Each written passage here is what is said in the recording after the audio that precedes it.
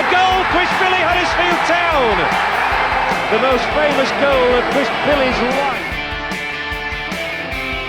Is this the moment for Lee Fowler? It is. Take your place in Division 2, Huddersfield Town. Ruby and Steve Simonson's boots now. He's missed. Steve Simonson clears the frame of the goal and collapses in a heap of tears. Huddersfield Town are promoted. Mustafa Schindler has a chance to write his name in Huddersfield Town legend. And he takes that chance!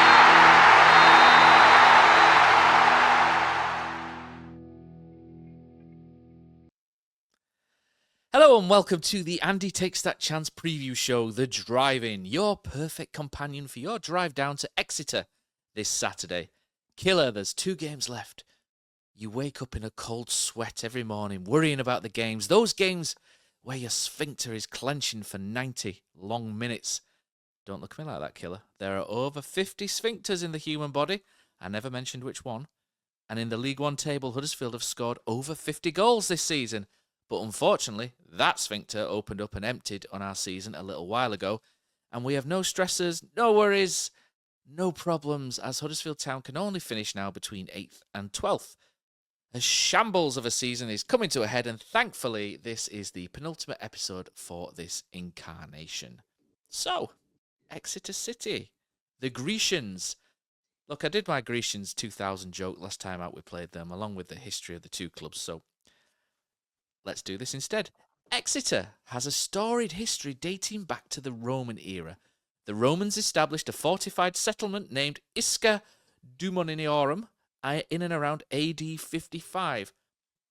70% of the wall structure of that fort from AD 55 is still visible in and around Exeter. So, if you, like Johnny Gillespie is doing this weekend, you trek down to this lovely city, make sure you check out all the old forts and the keep. It's really top class. The Exeter Book is kept at the cathedral and holds a record of Anglo-Saxon poetry, which is over 1,000 years old, and Exeter has an insane underground network of passages you can go check out as well. It's owned by the National Trust. This is owned by the National Trust, There's a must-see venue called Killerton House, a historic estate of which my partner in pod has kept very quiet over the last few years, which probably explains why he doesn't want to pay £5 a month Patreon membership.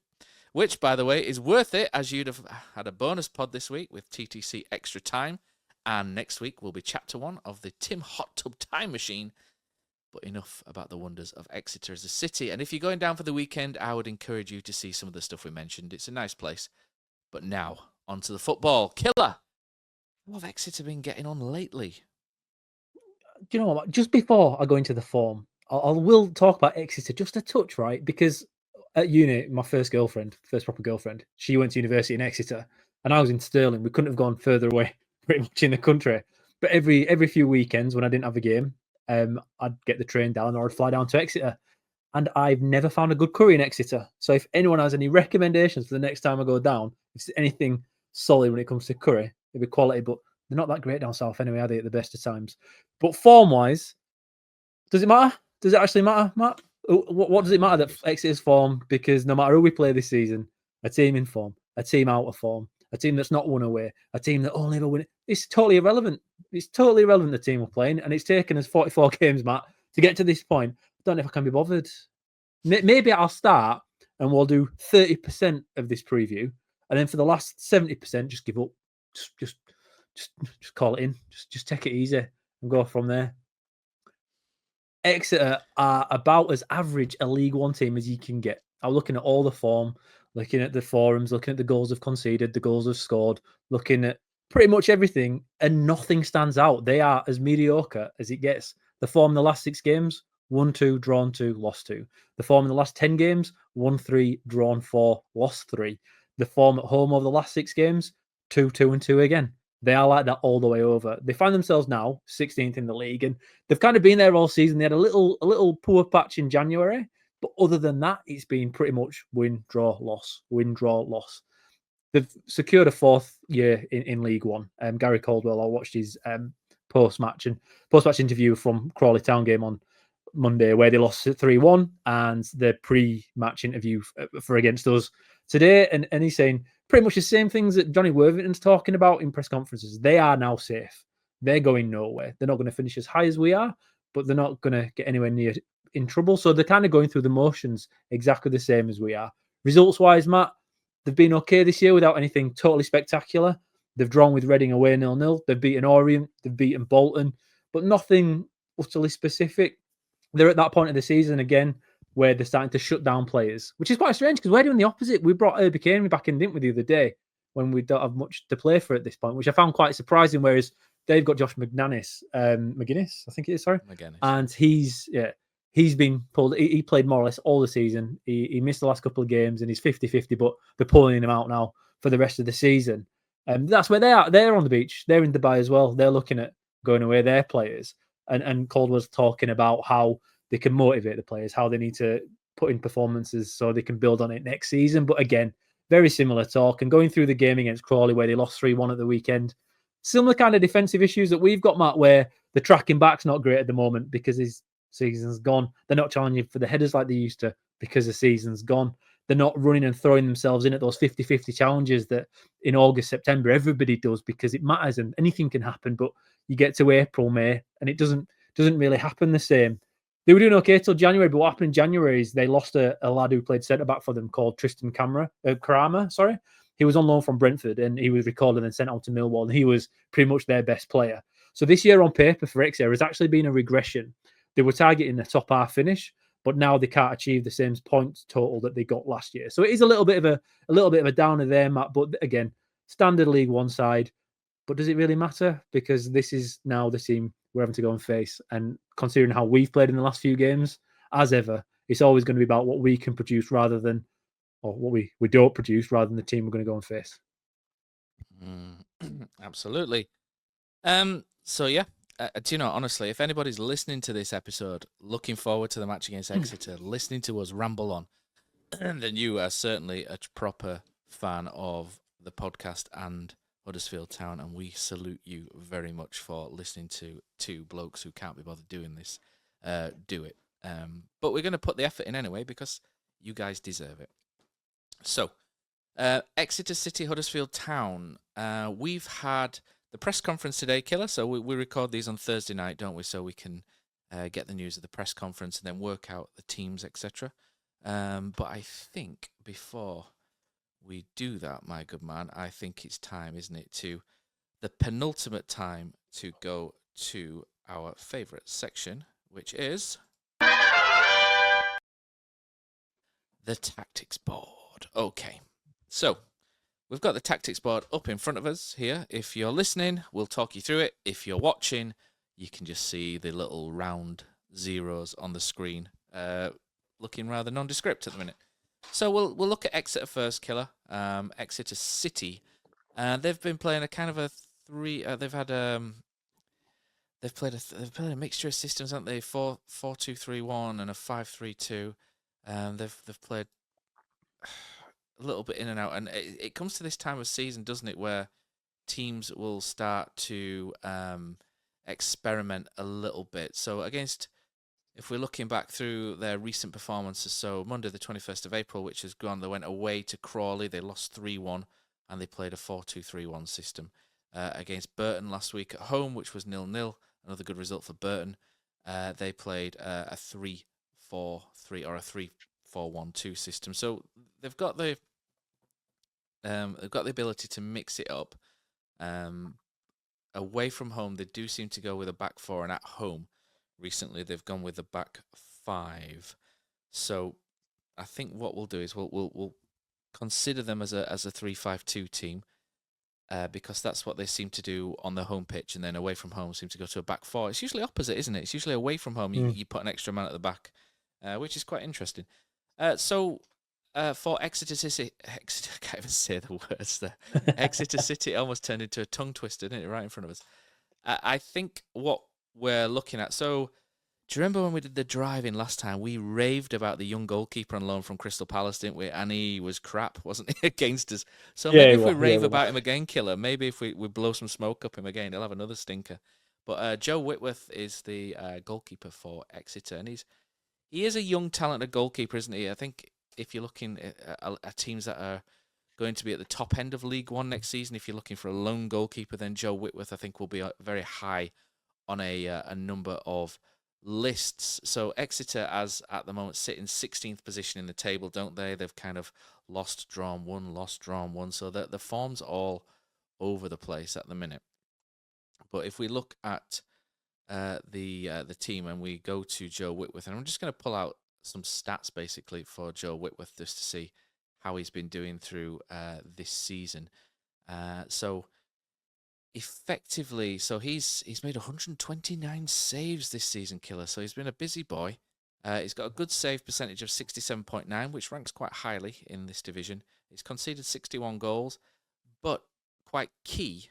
And I've had this discussion on down at the Mac on the Discord down at the Mac recently this week, and basically both our goalkeepers, Lee Nichols and Jacob Chapman, are in quite severe minus figures for goals prevented, which means they've let in goals that they should be saving. Joe Whitworth's actually half up at the minute, so he's got a really interesting goals prevented 0.5, which shows that he's overachieving in terms of keeping the ball out of the net. I did get hold of some Stats Bomb statistics as well, and they've got a really good shot stopping metric on there. And Lee Nichols is currently -1, and Jacob Chapman's -6. So basically, our goalkeepers aren't saving what they should throughout the course of the season, whereas Joe Whitworth is on his game at the minute. Although I will say again, like I said the other day on Extra Time, that save onto the post, Lee Nichols from Andresen, was unbelievable. That's the save of the season, and a flash of the old Lee Nichols there. 15 clean sheets for him. His passing accuracy is decent, 67.9, like we said. Long ball accuracy is 38.1%. Jacob Chapman's is 37.9. And Jacob Chapman, we know, is someone who can strike the ball really nicely. He's got a lovely ping as Jacob Chapman. He's very accurate, and but Joe Whitworth is bang there with him as well. So that's really, shots wise, he's done really well. He's faced mostly shots from inside the box as well. 142 shots from inside the box and 49 from out. So his expected goals on target he's faced is 61.5, and he's conceded 61. So that's how you get the half up, the 0.5 up. So he's effectively, it doesn't sound that amazing, but it is kind of good in terms of a metric. But he's conceded 61 goals, and he should have conceded 61.5. So you don't tend to get massive fluctuations in that data, where they keep out 10 more. It's always 1 or 2. So if he's half up, it's pretty good, because when you read into expected goals, they do weight in favour of the striker quite a lot if it's on target. So fair play to Joe Whitworth. So he's going to be in goal. So we're not going to do this for everyone, otherwise we'll be here all night. The back three for Exeter City, they've got Hartridge at the back. So Alex Hartridge, a 26-year-old, who's on loan from Wickham. So he's been playing as the left-sided centre-back. He's made 16 appearances for them so far this season. They've got McDonald, who usually plays as the middle centre-back if they do play a back three. And then the other defender on the right-hand side tends to be Ed Turns. Ed Turns has only made 11 appearances so far, but he's a younger player, 22 years of age, sorry. And he's a Welsh under-21 international, so he's probably one that maybe they'll be keeping an eye on. Because Exeter, remember, have got a really good youth system, haven't they? They've had a lot of good players come through, like Ollie Watkins, Ethan Ampadu, and there's been a couple more, haven't there, that have gone on at younger levels up to Chelsea and things like that. And I think Chelsea's base at Aldershot is kind of not a million miles away, so they do kind of have that little link as well, that they can get players from there, Chelsea. Anyway, so that's the back three. McMillan will play on the right, and if we remember from the home game, Niskanen, he's one of their threats, isn't he, from left wing back? So he's the more attacking of the two wing backs, and if they play 4-2-3-1, he'll actually play on the right wing. So as a sort of an inverted kind of more kind of an inverted midfielder coming in onto his favoured left foot.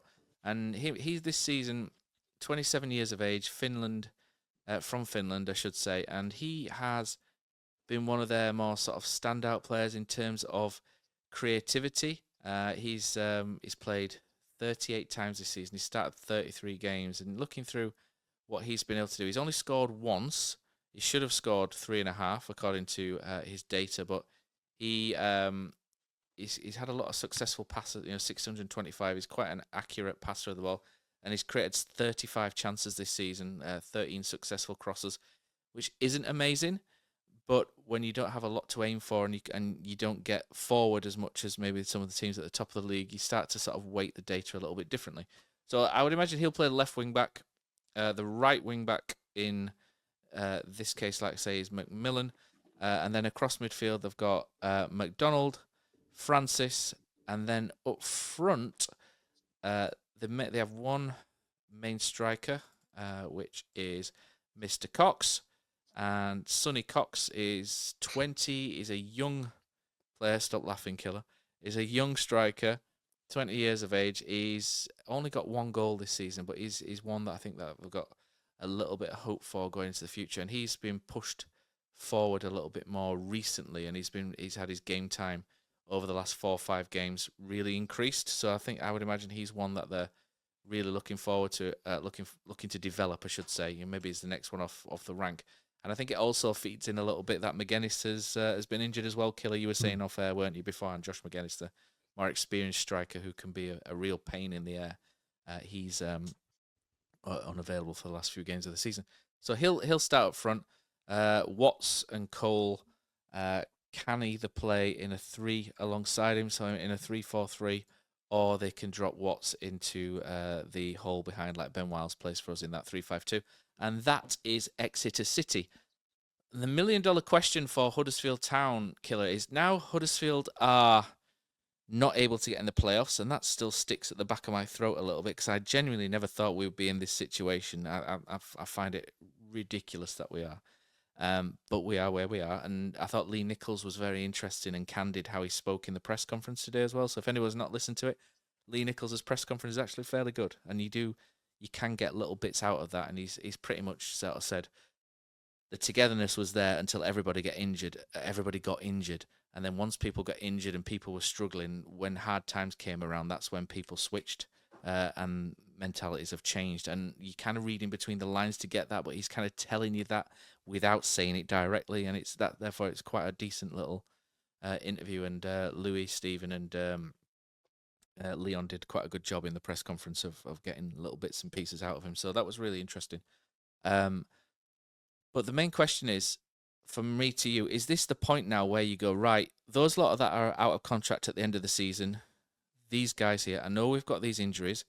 However, is it time to push them to one side and bring in some of the younger players who are on the fringes and the B team? I know the B team played on Wednesday and they lost to Mansfield at home in the Cup. Nothing's going right for Huddersfield Town, unfortunately, this season. So they lost the. Reserve? It's almost like the reserve league, isn't it? I wanted to call it the. Well, it's Central Midlands League 2. Yeah, I took great care in looking into that. We got a pen. We got a pen at home, Matt. Come on, what more do you want? Yeah, might not have won. Yeah, we did, and we lost, and we went 1-0 up again and lost. So there we go. It seems to be a theme at the minute. But yeah, so the question really, Killer, is would you at this point maybe look to move your Turtons, your Ruffles, your Pearsons, your Hogs, etc. to one side, and maybe look at like say Luke Daly, if he's fit, Neo Eccleston, Tom Yapenda, and players like that, and maybe start to throw some of these guys in to see if they can push through over the summer and into next season, and just give them something to aim for over the summer, because I'm kind of torn between the two. Basically, these guys probably will at some point get more minutes now, but whether they start or whether they come off the bench is a completely different kettle of fish, I would imagine, mate. Personally, Matt, I'd start him for quite a few different reasons. And Neo Eccleston, just as a little side note here, I think he came off at half-time midweek, so I'm pretty sure he's going to have some sort of role to play this weekend. For me, well, season's clearly gone. It's just quite surprising when I said 7th and everyone said I was stupid for being so negative. We're even worse than that. I We still think it's. I can't believe seventh it. is like. I still think it. I still don't believe it, mate. I can't. I We refuse can't even to get deal with 7th. it. We can't. Never mind 6th. We can't even get 7th with 2 games to go. And for me, Matt, when we did our a few weeks ago, you and I did a play-by-play how we thought the season would play out from here. I had this as the winning in game, where I thought we'd have to go to Exeter to win to have a chance at the playoffs. Turns out it's too late even for that. But for me, What a Matt, pair of whoppers, useless. Anyway, we'll just like the team, we represent the team very, very well. It's appropriate. But when it comes to this game, for me, Matt, I'd be putting in the guys who are going to be here next year. I would be. I think when you're looking at Orient as a last game, you're looking at giving the long servants a bit of time to respect the fans, especially if the game doesn't matter. The only problem there is if Orient still are having a fighting chance to get into the playoffs, which is more than likely. I think it's only fair for the division that you do your best to try and win it. But for this game at Exeter, it doesn't matter for either team, does it? Really, it really is it's a live friendly where it doesn't really matter, but it's a proper game. So the experience for younger lads would be really beneficial, I think. So I would personally put in as many younger lads who are ready, not the guys that aren't ready, but the guys that are. We'll probably go through that now, who potentially could be an option to get, maybe not like you say, not a start, although I do think there's a couple, but to get a little bit of game time towards the end of the game and shut players down. And now it's quite an American thing again, isn't it? In NFL, they do this once the season's gone and a team can't make the playoffs. They bench the starters because they don't want to risk them getting injured for the season afterwards because it's too risky. And I think we're at that kind of same period. For example, Joe Taylor missed quite a few games injured. Would you risk him at this point? Things like that are coming into play now for me personally. But then I'm not traveling 300 miles or 200, whatever it is down to Exeter to watch it. I think it's a different perspective if you're making the trip. But for me, sitting at home watching it, or later on, wherever I can, it's a little bit different perspective. And maybe that sways me one way when the people that are going might think of it a different one. Well, let's go through the team and the permutations that you could potentially look at then, because Huddersfield have got injuries, which is the theme of the season. Tom Lees isn't going to play. Nigel Lonvite, Danny Ward, Reece Healy, as we know. Callum Marshall got a straight red card, so he's going to be suspended for the last 2 games. Ruben Ruskin and Mikael Miller both got hamstring injuries. Surprise, surprise. So they are unfortunately going to be missing the last 2 games as well. And Radinho Balca has again suffered a bad ankle injury and could potentially not only miss the first 2 games, but the start of next season. And him missing pre-season is literally the last thing that you want, isn't it? It's not ideal. And Chris Maxwell's retired, and obviously I think every Town fan wish Chris Maxwell the best. He's retired on medical grounds, and when you think back to earlier in the season, he had I think he had a virus which caused some heart problems. And this is 2+2. This is not based on any information, so please don't think that I know what's going on. But if it is linked to that, then that's something you can't mess around with. I can speak from experience for that because I had to stop playing for something similar when I was around 30. It's difficult. So I would wish Chris Maxwell all the best in what he wants to do going forward. And he's had a good career. He was very good at Preston, Blackpool, and I remember when he played for Town against Sunderland last year. He had a really good game, didn't he, against Sunderland when Delano Bergzorg got the winner. We won 2-1. But I remember Maxwell made a really good save from Joe Bellingham in that game, and that effectively helped us win the game. So there's a good memory for. That we can go away with Chris Maxwell with, and we'd all wish him the very, very best in what he does next. And he announced himself as a sporting director afterwards, so maybe he's the Mark Cartwright replacement. So who knows? Maybe that's Maxwell's new job. But he's someone that I've always heard is really good with the kids around the place. When they do little visits and school visits, and when you do the blue and white stuff, he's always really good with that side of things, and he's really friendly. So I think it's a sad day for the squad that he has to retire, but wish him all the best. So he obviously won't be playing.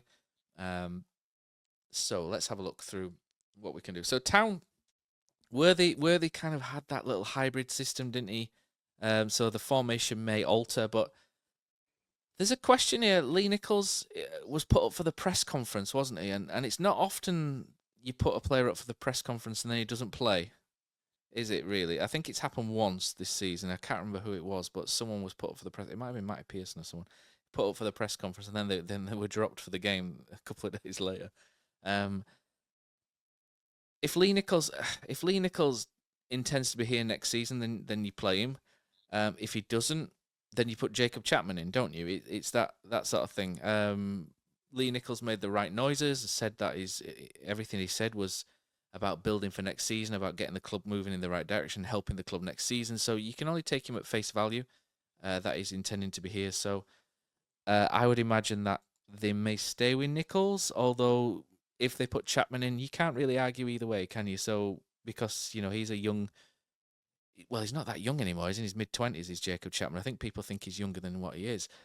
But he needs games because he's young in terms of his game experience. So, it's a no-pressure situation now. So you can put even Francis Hurl in or whoever. But I would imagine... I think they'll keep with Nichols, but it's 50-50 for me, Killer, is that one. To me, I think there's a little bit of a side story here as well, a bit of a side plot, Martin, that Chapman's been given a new contract. And now, to me, did he get given it, or did he trigger it? Because it was the way it was written, looked like he triggered it. Well, maybe that's important as well. But to me, Matt, I thought Chapman did a good enough job to earn a League One spot somewhere. I think he's good enough for this division. Now, it's a different debate when we're discussing who's the better keeper between Nichols and Chapman, because to me, Nichols wins that every day of the week. Distribution isn't as good. There's quite a big drop off there, but he makes up for it to me with his saving ability, like you've mentioned previously. But I don't think Chapman signs a new deal if it is signing a new deal without the guarantee of being able to fight or being given the spot next year, Matt. Or so be to a me, cup goalkeeper, because we've done that. I think yeah, but I think he he's want better more than than that. Yeah, I think he's past that. Again, he's not young. I think he's at his point in the career where he needs to go and play, right? And for me, I think I'll be surprised, Matt, if Lee Nichols is here next year, and that's just me guessing. But I think I'd be surprised if he was still here. In all honesty, yeah, me too. We'd heard things that he wasn't going to be potentially here this year. But then again, Matt, you have to find another suitor to move people on, and that could have been something that happened last summer as well, because he wasn't lowly paid in the Championship, was he? For number one, he was well remunerated there. So I don't know. To me, Matt, Chapman, I'll be giving Chapman the go this weekend and see how we go. Because to be fair with Chapman, Matt, with keepers, it's very difficult. Sometimes it's not just about how they save shots, right? It's about how the defence plays in front of them. And I think it's hard to argue that we played our best football this year when Chapman was in goal. And to me, speaking from a coach's perspective, that's important. And I'd be trying to see if that can give us a spark again. He dropped off towards the end with Chapman, and that's why at that point we were clamouring for Nichols to come back in. But now it's got even worse than it ever has been. So I think my argument to that is that Chapman had a settled defence in front of him. So he had Lees, he had Pearson, he had Hellick and Lonvik all fit-ish during that run. Whereas since January, we've been looking at fullbacks in the back line pretty much weekly, whether that's Turton, whether it's Ruffles. Pierce, Lee's out, Lonvik out, and it's been a complete mess. And the injury front. That's fine, Matt. But what if then? Sorry, Matt. But what if with these next two games? Well, okay, then for these next two games, what if you put Chapman in and he's awful? And at least we know that now. That's another reason I'd probably put him in, as long as the defense in front of him's okay. But again, it's important to use these games for what we can, and the friendlies effectively. But friendlies that are worth something. So maybe it's worth putting him in just to see how he responds when the team in front of him is inexperienced, because he might look like a fish out of water, like you say. Idea. Yeah, no, good idea. Yeah, no, I understand that. I think that's a decent argument. Like I say, I'm 50-50. If Nichols is going to be here next year, cool. But it's those two games now. It's like you say, they're like live friendlies, aren't you? That's why I even mentioned Francis Hurl, because he's huge. He's Francis Hurl. It's like he towers over. Well, Lee Nichols is a big guy, isn't he? But Francis Hurl towers over Jacob Chapman. So maybe I didn't see the B team game obviously midweek, and he played, but maybe they'll think about putting him on the bench and gaining that experience there, and one of the other two just sits in the stand for it. So we'll go with defence. So defence is difficult because they're always injured. All of them are always injured. Right back, you've got several options. You've got Ollie Turton, but Ollie Turton doesn't sound like he's going to get a new contract next season. So is there any point playing Ollie Turton at this point? Probably not if there are other options. Sorensen needs to find some form because Sorensen has been underwhelming this season. I don't think it's through. I think you have to caveat that with Sorensen that he was bought as an attacking wing back, and then all of a sudden we went, oh crap, we can't attack too much because we keep losing the ball and the ball keeps getting pinged over his head, and Tom Lees is too slow. So therefore, he gradually found himself moving back to the point he's now playing right back when that's not what he was brought in to do. However, he's got to adjust and he's got to be adaptable and flexible if he's going to be successful in his career. So maybe Sorensen comes in. Brodie Spencer, we're hoping he's okay. He went off against Stockport with a bit of a tweak, didn't he? But I imagine Brodie will play in the middle if he's going to play. So maybe Sorensen comes back in, but you've also got Neo Eccleston. Could Neo Eccleston start at right back if you throw in young players in? Neo Eccleston's a chance. He's had some experience at Barrow this season. There's options here. I don't think Turton starts at right back if we do play a back four, and I think he goes Sorensen or Eccleston. And I think whichever one he starts with, they'll be coming off for the other one at some point. Yeah, I think so. I'd go Eccleston. I'd give Eccleston a go. And like I say, him getting subbed at half-time in midweek in a final. I know it's not a massive final, but there's a clear statement there that he will be involved this weekend. And unless he was chuck injured, him in. Yeah. Unless he was injured, but I'd chuck him in personally if he's ready. Because he got a little bit of game time against Crawley, and like we said the other day, he did actually kind of contribute to giving a goal away in that point. But he looked busy, he looked lively, he looked all right. I think this is a free opportunity to give him a bit of a go and see how he does. He looks good when he runs, doesn't he, Matt? He's got nice hair. He's got nice hair when he's bezzing it forward. Yeah. Looks the business, yeah. He does. So I for that reason alone, Matt, I'm full team Neil Eccleston this weekend. Okay. Neil Eccleston, then we're going with right back. Centre back. I mean, Matty Pearson's been really out of sorts, hasn't he? But do we have another actual centre back that can play? I mean, you're probably looking at Brodie Spencer, maybe, but you don't really want Brodie Spencer inside Neo Eccleston because you need someone really to talk to Neo Eccleston through the game and make sure he's in the right areas, the right position. So Matty Pearson probably gets the nod because of the experience factor. I mean, you could, in terms of the B team, there's Aaron O'Reilly and Loic Aina. But Loic Aina seemed to be on his way out in January until we had that injury crisis, and then we had to cancel his trial at where was it, Riga or somewhere. So there's that there. Where are we looking at Aina for next season? Because I'm not entirely convinced that we are. So with the complete lack of options we've got, I think Matty Pearson probably gets a nod next to Brodie Spencer, who goes on the other side. Or Brodie Spencer, I think Brodie Spencer or Ruffles. Basically. Does anyone want to see Matty Pearson play centre back again though this season? Is there any Town fan left that wants it apart from Matty Glennon? Matty Glennon loves Matty Pearson. So other than Gleno, yeah, I understand it. And he made me laugh the other day when he said Nichols were wearing stand finders when it came to his distribution boots. But Matty Pearson, for whatever reason, has had such a drop off. I don't know who else, like you say, Matt. Loic Aina, if he's not ready now, he'll never be ready. So I don't think you can start him on right hand side of the defence if Neo Eccleston has started. But maybe it's one of those two that could be given a go, Matt. But it's probably going to be Pearson. Worthington seems to play him every. He's kind of Worthington. You can kind of see why he's Worthy's kind of player, but he's so out of form and so not a League One level centre back at the moment.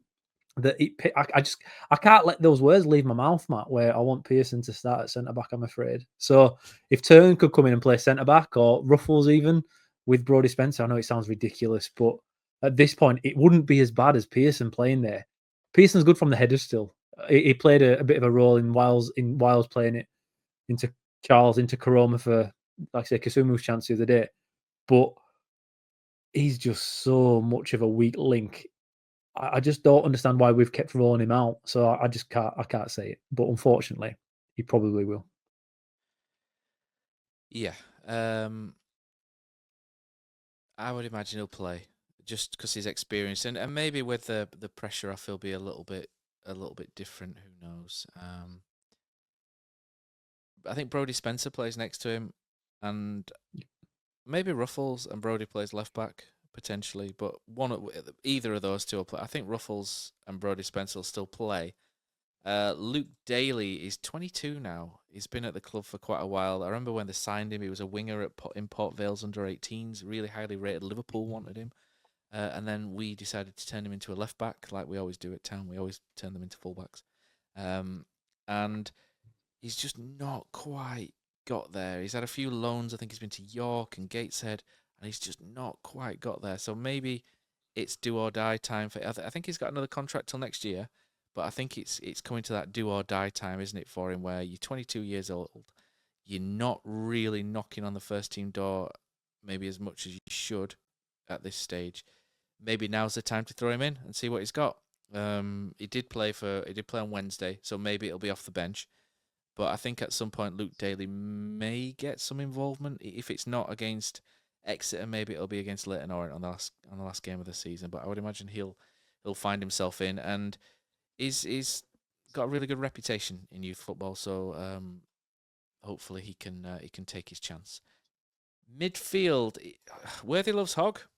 Worthy loves Hogg, and it feels like a Jonathan Hogg retirement tour at the minute. Not retirement, but maybe he's on his last few games for Huddersfield Town. And he's doing all right, to be fair. I think he's been the only one really trying over the last few games. Is Jonathan Hogg, are really pushing forward, and the one who doesn't give up. If you're going to play some younger players, having Jonathan Hogg out there is not the worst idea in the world. Just going back to defence as well, George Upenda, Tom's brother, is currently playing for Huddersfield's B team, but I don't actually think he's contracted to us yet. I think he's still contracted to Ipswich, and he's joining in the summer. I think is how that is. So he wouldn't be able to play on Saturday, and that's why we've not mentioned George Upenda. So I think Hoggy plays. However, I think Kasumu probably shifts back into midfield for this one, with Ben Wiles. Look at you getting on board with the with me. Look at you. I like that, Matt. Honestly, Johnny Hogg retirement will come on at some point. I think he'll get minutes, but because he's played in midweek, I don't imagine they'll start him, because I think they'll be careful enough with him. But I think they'll go with that midfield, because Ben Wiles is going to be here next year. At the minute, he's not out of contract anyway, and someone's got to buy him. Hogg, I think he's basically earned it at this point with the last 12 years, that he can go out on his shield, if you like. And Kasumu probably gets the nod ahead of like Upenda, Kane, and Anthony Evans just hasn't done it, and I just don't think. Maybe it's the time for Evans. Maybe there's no pressure in this game. Maybe the shackles come off. Who knows? But I think he'll be on the bench for this one, and Tom Upenda will get a bit of a nudge. And Dan Vost, another midfielder who you might see before the end of the season. He's in the B team as well at the minute. 19-year-old ex-Man City youth player. He's potential as well. So I think that's what they'll go for, mate. I think Ben Wiles. I think it'll be more of a 4-2-3-1 kind of thing, rather than 2 8s and a 6, which doesn't work ever with Evans and Hogg and Wiles. But for some reason we're obsessed with doing it with different managers. It's one of those things. Front three. Joe Taylor just hasn't looked right, has he? So I think Dion Charles probably continues. Up front,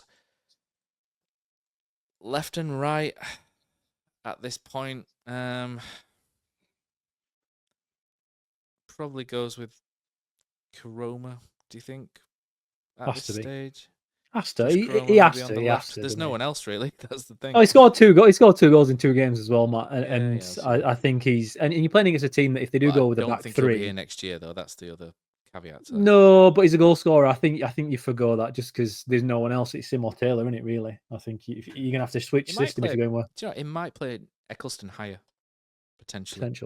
Potentially, Eccleston could play on the right higher up because he's more of an attacking player than an out-and-out defender, and I think he could potentially get caught out defensively. So he might play Eccleston higher, and then maybe Sorensen behind him potentially.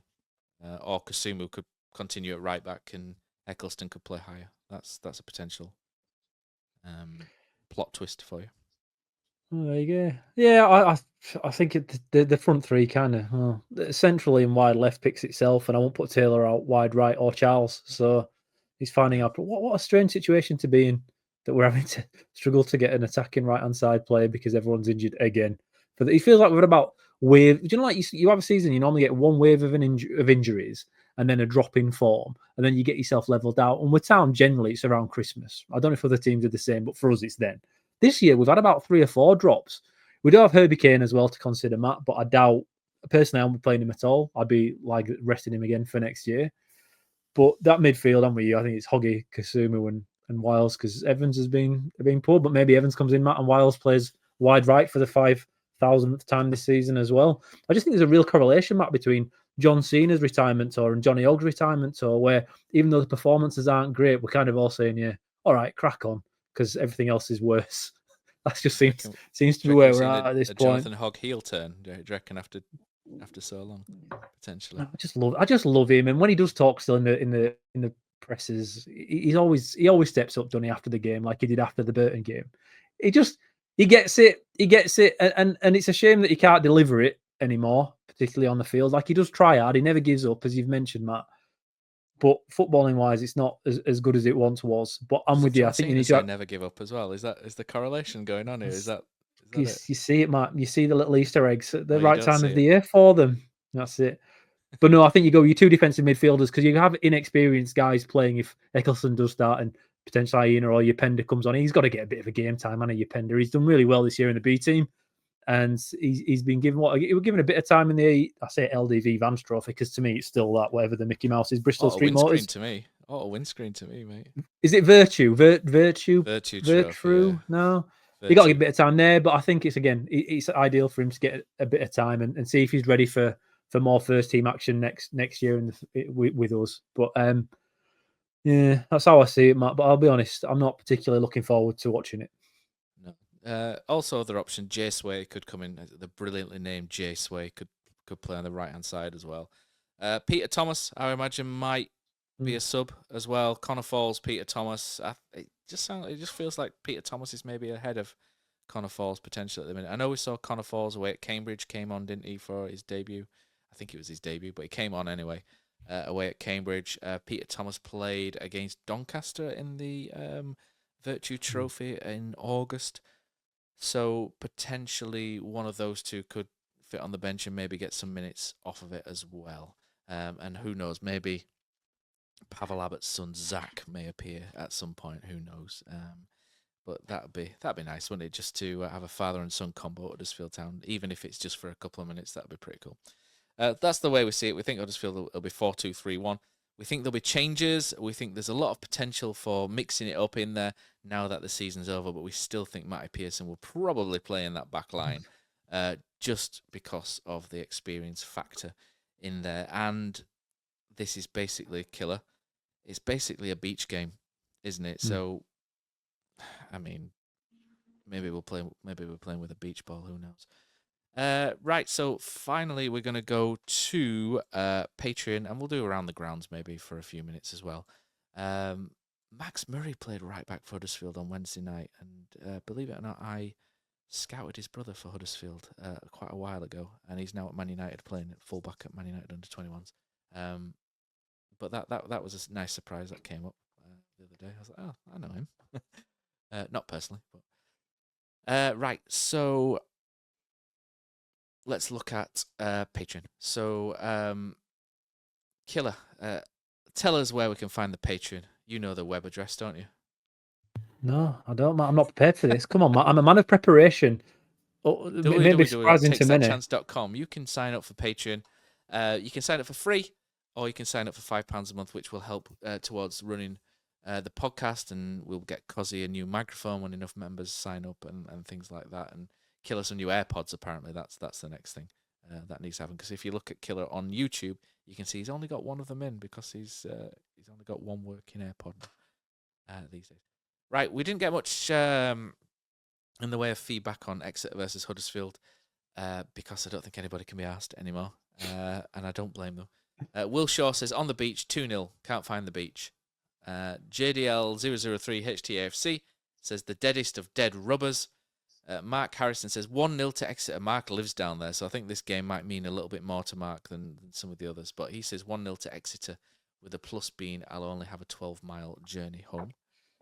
Colin Fronchak, Kirklees Colin, says 3-0 Exeter.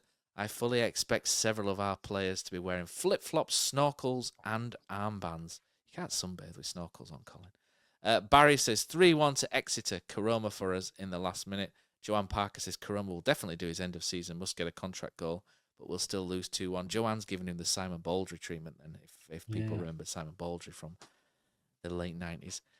James Barterby says, oh God, is the season still going? 2-0 to whoever it is we're playing. So that's how the Patreon guys are feeling at the minute. Killer, what score are you going for? Do you know what? Exeter. So Exeter played pretty direct on it with Big Josh playing up top. And now, obviously, he's not there. We've got Sonny Cox playing.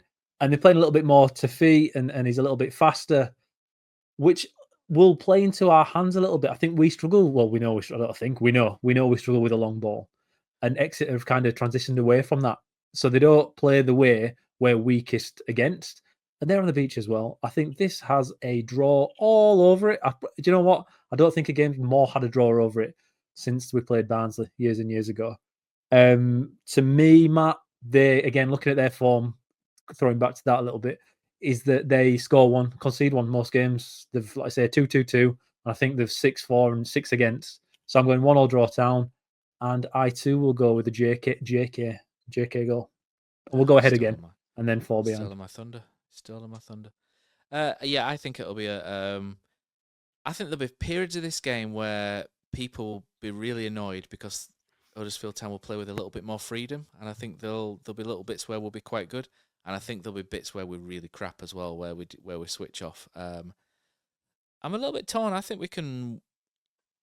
Part of me thinks this team are such shithouses that they'll go there and they'll win 3-0 and really annoy us, and everyone will be like, why are you playing now? Do you know, kind of thing. It's just such a Huddersfield thing to do this season, is to go out in a blaze of glory when you can't actually do anything. But I think we'll have good bits and we'll have bad bits, and it'll end up being a draw in this one. And I think both teams will be.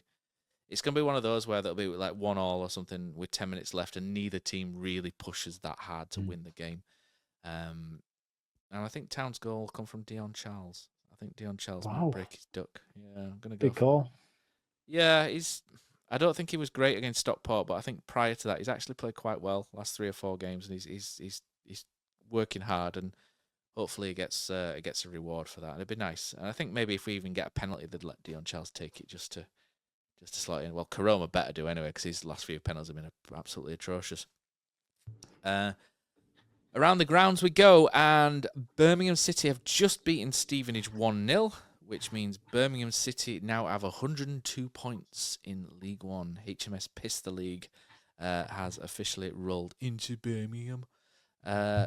What we've got going on tomorrow, we have only a championship fixture tomorrow between Sheffield United and Stoke, and I hate Sheffield United at the minute. They have screwed us over something rotten of Chris Wilder and co, because they've let the them lot who've managed to lose 60 million and not have any FFP question marks over them get promoted, and that's never sits well with people in Huddersfield.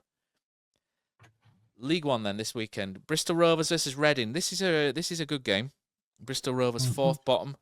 Reading don't particularly travel brilliantly, and need to win to get back into the top 6. I mean, it'd be a brilliant story, wouldn't it, if Reading got in the playoffs and won them, considering everything that's gone on this season. And I kind of half hope they do. But I'm also, the other half of me thinks, I don't give a shit anymore. But if you said to me, Matt, you have to pick someone you want to win the playoffs, I'd say Reading. But they've got Bristol Rovers, and this is a tricky one with both teams really pushing. I think this might be the game where Reading slip up and Bristol Rovers try and sneak back out. What do you think? Yeah, Bristol Rovers are in shite form though, Matt. The last 5 games they've lost 4 and drawn 1. Reading aren't flying either. But again, this part of the season, Matt, does form really matter? I don't think No, it gets silly, does. doesn't it? Yeah, so Bristol Rovers, we found it tricky down there, didn't we? We didn't have a wonderful time, but again, The only Reading's team, the only midfield. team to, yeah. Reading's Yeah, midfield we do like. we do like it. We'll praise that to high heavens. But no, I think Reading will have. I think they'll be okay. I think they'll be fine. I think they'll get Bristol Rovers beat. I think Bristol Rovers are in a sorry decline, and I think they'll unfortunately for them they'll go down this year. Well, they've got a tough one because Burton are at home against Cambridge, and I think Burton might win that one against Cambridge. So Bristol Rovers really need to push it, otherwise they're in trouble. Leyton Orient play Wickham at the same time as the Reading game, so that's interesting by Sky. They've got Leyton Orient and Reading who are pushing for 6th at the same time, and Wickham surprisingly lost 4-0 against Charlton, didn't they? That was it was not a surprise Charlton have won because they're in really good form. But Wickham really shit the bed, didn't they, against Charlton there, losing 4-0. They'd gone second as well, hadn't they, on Friday, and then they've lost it by Monday. It's a tough one to take for them, and they're 2 points behind Wrexham now with 2 games left, and I think Wrexham will probably take that now. They've got Charlton, though, on Saturday at 5:30, and if Wickham can get a win at Leyton Orient, that really ramps up the pressure. They've got a real chance then going into the last game of the season, because I'm not entirely sure I fancy Wrexham to beat Charlton. I think that could be really, really interesting, because Charlton Athletic with Nathan Jones are on absolute fire at the minute. And if we do look at the table, if Charlton do beat Wrexham, they go to 85 points and 1 point behind Wrexham going into the last game. And depends on what Wickham do. If Wickham lose, they go above them into 3rd. So all of a sudden we're actually looking at a 3-horse race for 2nd when it was 2 previously. And unbelievably, it used to be a 4-horse race for 2nd, and one of the horses has fallen over, shot itself in the face, and managed to finish 9th or wherever it is at the minute. Don't know what horse that is. But it's interesting. It's interesting, isn't it? We don't like this league, but it's become interesting at the end. And fair play to those that have done it. Where are you going then, mate, with this Wickham, Wrexham, Charlton love triangle? It's a proper cracker, isn't it? Honestly, it couldn't be more exciting between these games. I don't know what I fancy, but the last game, Wrexham then have Lincoln, I think, afterwards. Wickham have, in the final game, Stockport at home, right? And Charlton have Burton. I can't see Charlton losing to Wrexham. I just can't see it. I think Charlton are the 2nd best team in this division. I think they are, as a team, better than everybody else, bar Birmingham. But Wrexham then go to Lincoln to play the final game, and Lincoln will be on the beach as well. I think the season will come down to that game. It'll come down to Wrexham against Lincoln to see if Charlton can pip them for it, personally. Basically, I think Wickham if Wrexham don't lose, then they should be fine, shouldn't they? Yeah. That's how I see it going. But honestly, this year's great. Like Championship, until a couple of games ago, until the last game, everybody could either be promoted or relegated, couldn't they? Which is phenomenal after 43 games to be in that situation. And the top of our division, Charlton have come absolutely nowhere. But to be fair, Leyton Orient, didn't they win like 15 games in a row or something to get themselves back into contention at the top of the division? And then they are now, they did fall away, but now they've won 4 in a row again. They've got the top goal scorer in the division in Charlie Kelman. They've got 22 wins. They don't draw many games, and that's key with Leyton Orient. They've lost a lot. They've only lost a couple fewer than we have, but they've only drawn 6 games, and that's really, really helped them out. I love League One, Matt. I don't love watching the football, but the entertainment side of it, it's like Dodgeball, the film. Do you know in Dodgeball, you've got different teams that play very specific, different ways. You've got Average Joes, you've got skills that kills, you've got the German lot, you've got the cross-dressers. There's all sorts going on. That's League One football. Every team has such a different style, but it makes it exciting to watch in a very non-elite level football way. But the end of the season is fantastic. To me, Matt, Charlton are the best team in it. And I don't like Nathan Jones. I hate him. I physically hate him. I hate his antics on the touchline. I hate the way he behaves. But he's a good football manager. He's a great football manager. And he's got them playing. Dwight Goodman of your dodgeball analogy. Maybe he's Team Cobra. Maybe he's Cobra. Maybe that's where he's at. But I think they're gonna chase Wrexham down and not Wickham. I'm just looking forward to seeing how it plays out. But for me this weekend, I think Charlton will get a win there. Do you think so? That'll be interesting. Mm. The other one's Barnsley versus Shrewsbury. Barnsley potentially could win that, and if Barnsley do win that, then they're not mathematically impossible. It's not mathematically impossible for them to finish level on points with us because they're 6 points behind. But we do have a better goal difference by 13, so it'd be some swing for Barnsley to finish above us.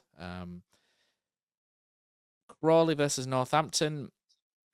Burton versus Cambridge, we've already mentioned. Exeter versus Huddersfield, we've just been talking about for too long.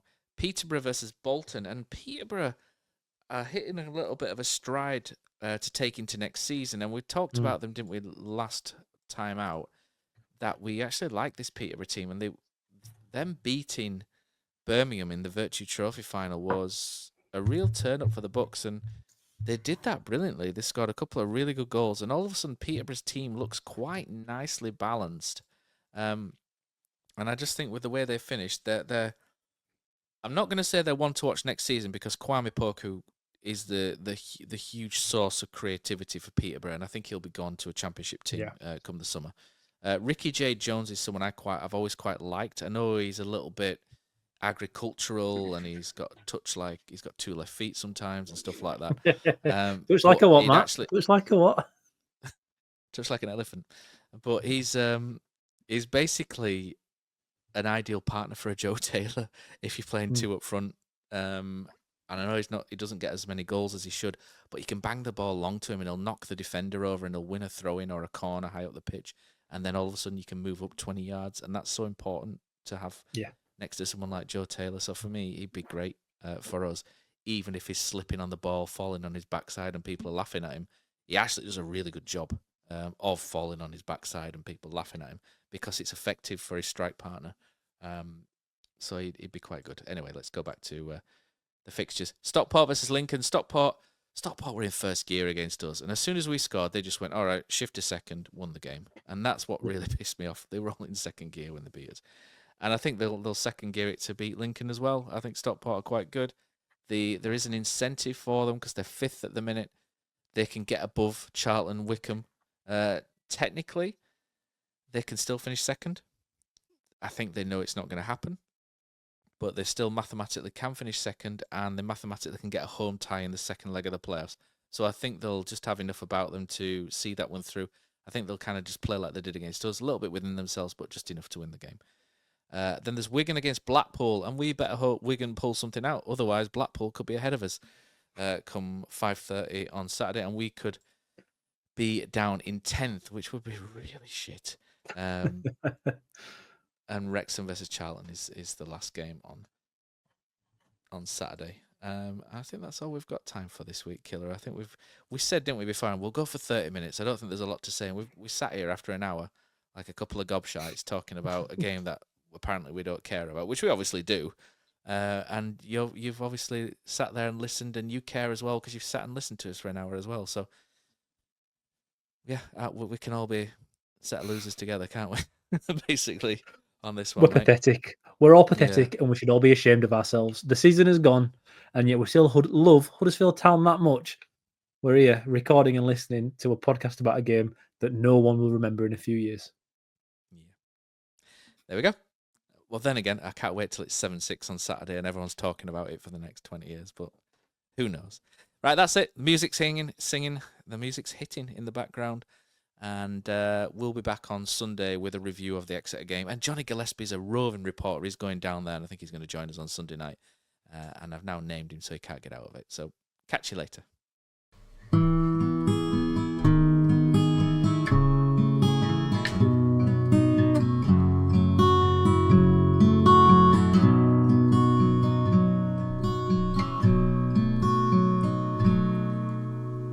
There's a team that is dear to its followers, the colours are bright blue and white. They're a team of renown, and they're the pride of the town. And the game of football is their delight.